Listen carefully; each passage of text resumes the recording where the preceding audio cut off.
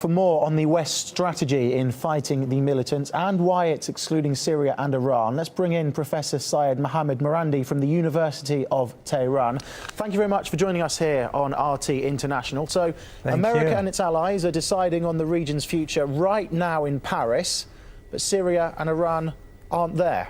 Why? Well, first of all, the Americans made a request twice for the Iranians to join, but the Iranians rejected it, and it's basically because this is a coalition of the guilty. These are basically those very same countries that almost 4 years ago, they began to destroy the sovereignty of Syria illegally, helping terrorist organizations, extremist groups in Syria through Saudi funding, Qatari funding, Turkish logistical support, and U.S. and European coordination. These countries are responsible for the deaths of almost 200,000 people in Syria and for endless numbers of people who've died in Iraq over the last decade, over a decade.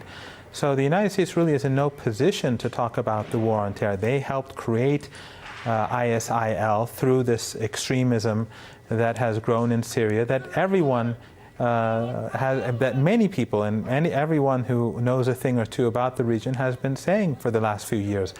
The United States, unfortunately, right now is again disregarding the sovereignty of Syria as it has been over the past few years, and they're also disregarding the sovereignty of Iraq by helping Erbil without the coordination and consent of the Iraqi central government. So the United States is not being constructive, it's continuing to be destructive. So it's your interpretation that it's America's foreign policy that has allowed ISIS, ISIL to flourish? Without a doubt, the United States has for decades allowed Saudi Arabia to export extremist ideologies. As your report said earlier, the reason why we have this mess in Nigeria, in Somalia, in Libya, in Egypt, in Mali, and countries that weren't mentioned in the report is because the Saudis and other oil-rich dictatorships have been funding this extremist ideology, Wahhabism. Wahhabism wasn't a major ideology before. It's been oil money that has, it's because of oil money that it's become so mainstream in many parts of the world. And we've seen this happen in Afghanistan in the 1980s, where the Saudis funded extremist madrasas in Pakistan and along the border. That led to the rise of the Taliban. The United States wasn't against it back then because, for a host of reasons, because of the Soviet Union and also to put pressure on Iran. After 9/11, and when the Americans were hit by their own corrupt foreign policy, the Americans changed a bit, but again, over Libya, the United States and the Europeans began cooperating with Al-Qaeda, former Al-Qaeda members like Belhaj in Libya. And then they went on as representatives of the Libyan government and in Turkey coordinated with the FSA, the so-called Free Syrian Army.